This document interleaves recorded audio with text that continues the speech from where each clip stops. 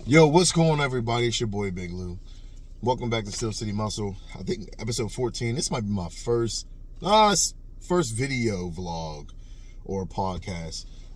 Me solo, about to go to work, my second job. People ask, "Oh, is that all you do?" No, no. Security is my second job, but I do it so often that I'm able to vlog. Do a podcast even during the week.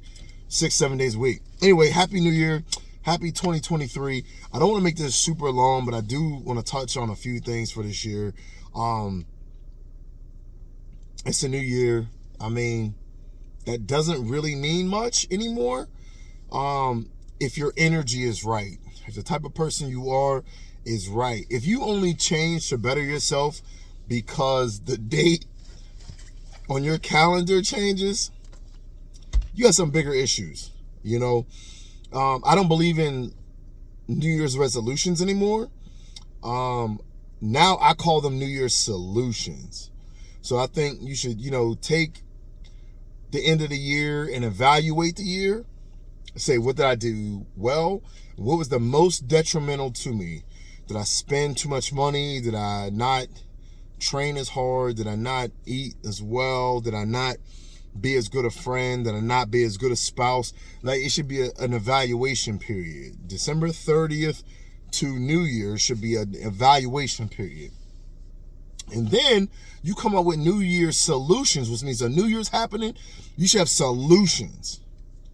Forget a game plan. I'm not even going to say a game plan, because a game plan, a lot of the times when people don't succeed in their game plan, they filter up and can conjugate solutions or excuses, not solutions, excuses as to why they didn't fulfill the game plan. So I want to make it more black and white. Say, this is where I messed up, this is where I did wrong, and this is what I'm going to fix it. If your situation is in diet, right? I'll give you an example. I always tell people, if you eat something and you gain weight, that's a sign that you shouldn't be eating that. Period. If you eat something and you lose weight, that's a sign telling you this is a reputable tool to help me lose weight, and I need to focus on that. If you know your diet's been like crap the past year or whatever,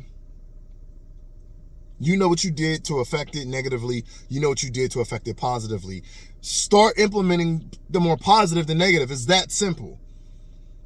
This is not about feelings. This is about anatomy. I don't care how you feel.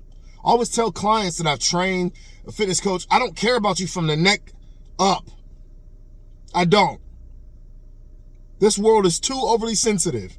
Now, I don't know where this entitlement to understanding and sensitivity came from. I don't know where sensitivity came from. It's an entitlement. It says, no, you're not. You're not entitled to it. What's black and white is black and white. Period. Like, I'm literally on a mission to get rid of this sensitive mindset that the world is entitled to. No, you're not. You're not entitled to it. You're entitled to what you deserve, what you earn. Guess what? You work 40 hours in a week, you earn a paycheck. They pay you. You can't then go and miss 10 days of work and say, I'm entitled to a 40-hour paycheck. No, you're not. So why do we do that when it comes to other things? All that means to me is that there's more of an emphasis on a lack of accountability. Whenever you start discovering, searching for, and looking for excuses for why you didn't achieve something, that means you're also looking for accountability. And Steel City Muscle Nation, we ain't having that over here. Call it old school, call it traditional, call it whatever. No, it's called logical. You get what you deserve. If you fat, own it.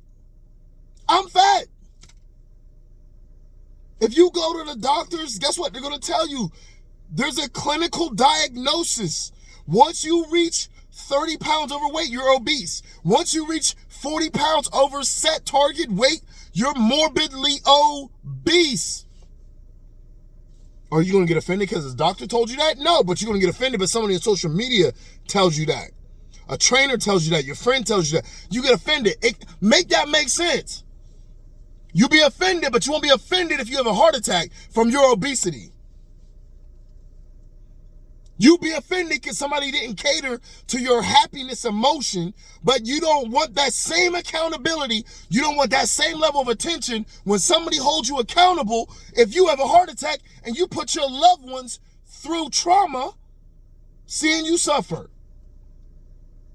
Right. How selfish are you that you're willing to allow your loved ones? We got the Invicta on today.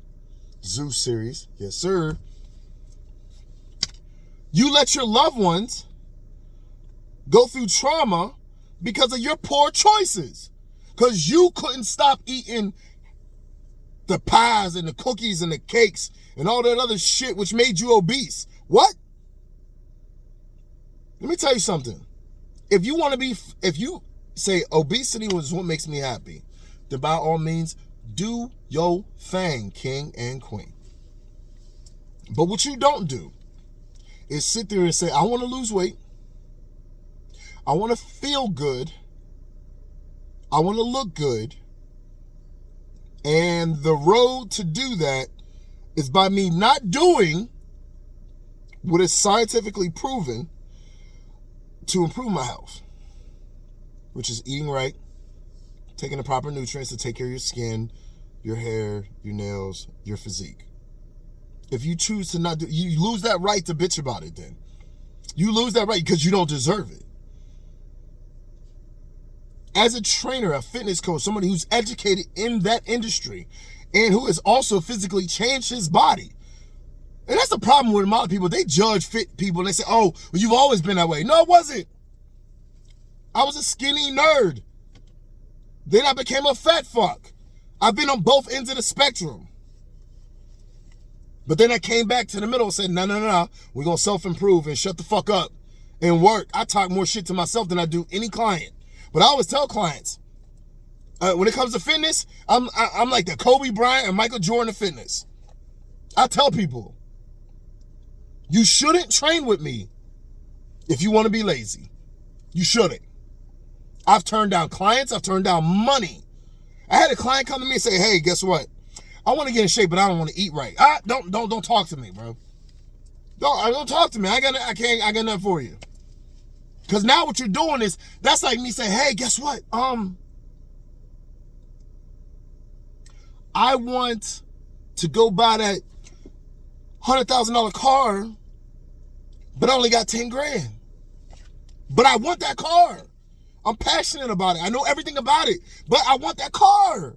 The car dealership gonna look at you like you fucking nuts. Money humbles you. The dating market and your looks humble you.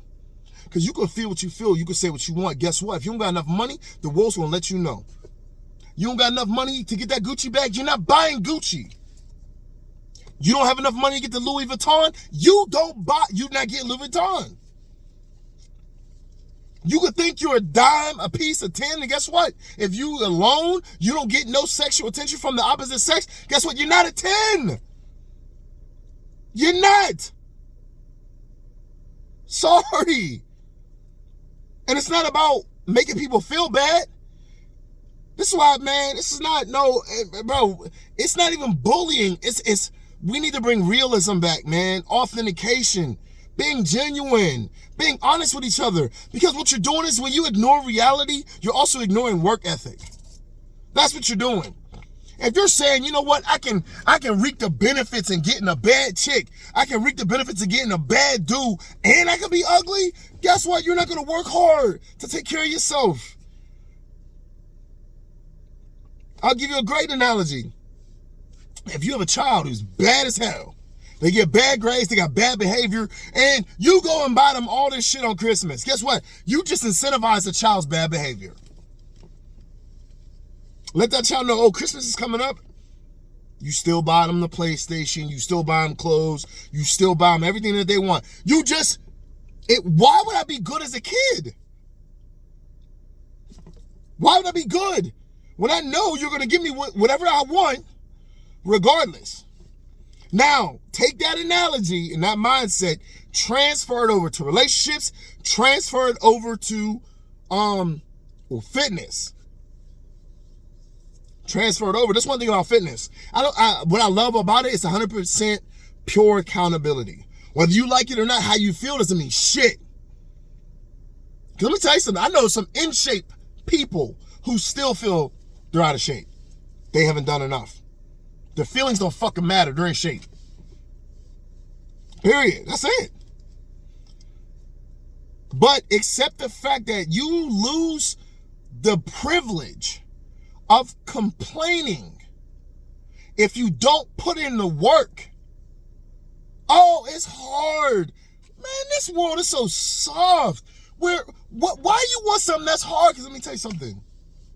The best thing about hard things and hard shit, the best thing about it is that when you're done, the level of exhaustion that's after it, and then the enjoyment of the work that you put in. You ever do something really, really hard, and you're like, man, I know I'm going to take a nap afterwards. Man, I'm going to go train. I'm going to work 18 hours straight. I'm going to go do, and afterwards, I know there's a long vacation, rest. You know, they did a study. They said that the people that work the hardest are the people that work. They study people who work the day before their vacation. Those people had a 15 to 20% increase in output of productivity the day before their vacation. That lets me know that people will enjoy the rest, the fruits of their labor, and will also work extremely hard to achieve set labor. But now, this world is so fucking sensitive. They're like, no. I want beauty privilege, but I don't want to do the work to be beautiful. People should accept me the way I am, and I should still that's like me saying, you know what? I want millionaire privilege, but I only got $500 in the bank. How does it sound? It sounds retarded. It sounds ridiculous. But the concept behind it is the same. I understand I'm not who I want to be, but I'm on the road to being there. I understand the privilege that I may have where I got lucky and have achieved things that I didn't deserve yet. Got it. But the stuff that I deserve, that's mine. I went to college for 4 years. Give me my degree. Forget the praise. Nobody goes to college for a year, 2 years, and like, you know what? I should get the same praise as somebody that went 4. No, you don't. No, you don't. No, you don't. Stop. Go do your 4 years like I did. Get your degree like I did. Then you get the same feeling, but you also get the fulfillment. Because that's what I get. So in 2023, I want y'all to look for solutions. Find something in your life that you need to resolve, that you need a solution for, and do it. Make it happen. You got to get rid of some people. They got to go. You know who they are. Forget their history. Who cares you've been friends for 20 years? Who cares that they're a sibling? They're counterproductive to your life goal. They gotta go. Or you gotta retrain them to be conducive to the successful process of your life. Make it happen. The world will only mold to your lifestyle when you force it to. And you only have the ability to force it to whenever you put in the work to deserve it. Because now you all got that friend and say, you know what, that's a good person right there. They broke. They deserve it, man. And when that person hits the lottery, you like, yo, so-and-so deserved it, man. It was a good person, good friend, good spouse. That's a good person right there. But let a multi-millionaire, you ever wonder why you never see multi-millionaires hit the lottery? And it's not that they don't. They do. But they don't broadcast that story. Why? If Floyd Mayweather hit the lottery, the Powerball, who would genuinely be happy for him? Nobody. Nobody. If you found an overly attractive man or overly attractive woman and they found a spouse, are you overly happy? No, they should. You're like, God damn, she's gorgeous. Okay. But let an ugly chick find a man. Let some fat dude find a chick, get a bad chick. Oh, snap, they got it. What? Come on, man. I'm bringing back accountability, and you heard it from your boy. It's not even just about being different, man. It's about, man, we bringing it back to the basics in 2023. I don't want no praise. I don't want no praise for me being what I'm supposed to be. And I gave the analogy before on the podcast. I said, yo, like, I'm a good father. I know that. My mother and my 7, 8, 9, 10 siblings, I was raised to be a father. I was raised to be a husband. So don't give me praise for being a good dad. I don't need praise for being a good dad. I'm supposed to be. I made my daughter. I knew what I was doing. I knew what was possible. I said I'm going to be the best dad possible. But I don't expect praise for doing it. I buy my daughter shit. She don't got to ask for nothing. Guess what? My daughter give me straight A's and good behavior. And I told her, guess what? You do what the hell I tell you to do. You do what I need you to do. You never got to ask for nothing. You'll never hear a no from daddy. But guess what? My daughter's had a $1,000 cell phone since she was 6 years old. She's 14. She's also been on honor roll since I can remember. The moment she does not give her best effort, because it's not about just results, it's about effort. Because I understand, like, bro, I was in calculus 1. That shit hard as fuck. I can give my best foot forward and still get a C out of it. If that happens, cool. If that happens to my daughter, cool. But if I know she's putting in the work, putting in the effort, I'm a help her. I'm going to praise her. I'm going to find ways to help her. But I'm not going to tarnish her for it. But if I find out you're misbehaving, if I find out you're not being respectful to elders out here, your superiors out here, you're acting a damn fool out here. Oh, that $1,000 phone coming with me. Oh, you talking about $1,000 phone? You also talking about your phone bill $200 a month. That phone bill, that's coming back with me. Because I work for that. I asked my daughter to do simple shit. Be good. Try your best at school to get good grades. And do your chores. Nothing else. I don't want shit else from her. I don't want nothing. You know what I want people... What I think people need to answer this question to themselves too. And this is what I've said to myself. What do I want people to want from me? Genuineness, so that I never got to be fake, or they should know I never will be fake. Genuineness, accountability, being responsible, and being a straight shooter with people. You know, and treating other people equally. That's it. That's about as far as it goes. That's what the Steel City Muscle Nation is about. That's what SCM Nation is about. So when I talk about it, that's what I want you guys to know, man. I want us to grow strong in 2023. I think the best way to do that, because nowadays there's too much fluctuation and accountability in this modern lifestyle. So we need to go back to the basics. Steel City Muscle Nation is going to go back to the basics. We're going to have accountability after desire, after work, after hard work, after grind. Then let's bitch about the results. Then let's praise the results. We got to grow, man. Let's get better, man. Follow me on Instagram, 412 Steel City Nation. TikTok, 412 Steel City Muscle. And people always ask me, like, where does Steel City Muscle come from? Guess what? I'm from Pittsburgh. Steel City. You always see me in a Steeler hat. And this is my brand. Like, I created it. I wish I could show y'all. Steel City Muscle is tattooed on me. Literally, my logo was me in a bodybuilding competition. It's just a silhouette of me in a competition. So I want y'all to know I bleed this. I'm not somebody just looking for clout, fame, money, none of that shit. Like, this is actually me. This is who I am. I created it. I get the LLC, all that.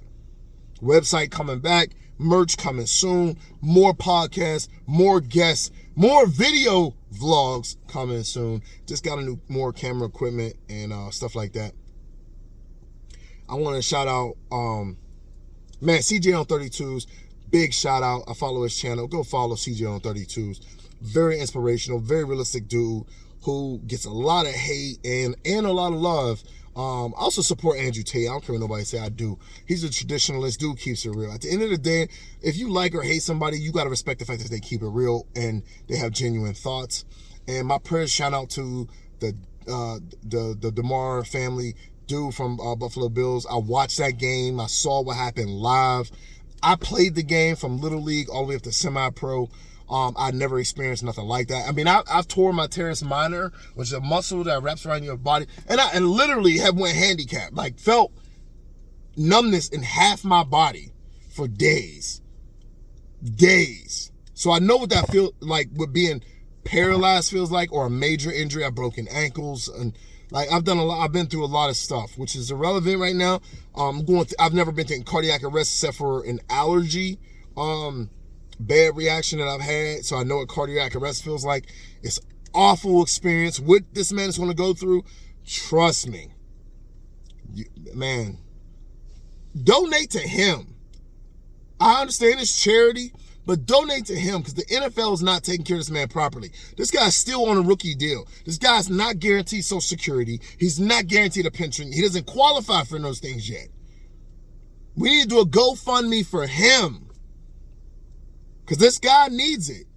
He's on the field, and he's not. Trust me, your local doctor might make more money than this dude does. And I'm from Pittsburgh. He's from McKees Rocks in Pittsburgh. I've met him several times. Good dude. So let's find ways that we can support him directly, man. Y'all be safe.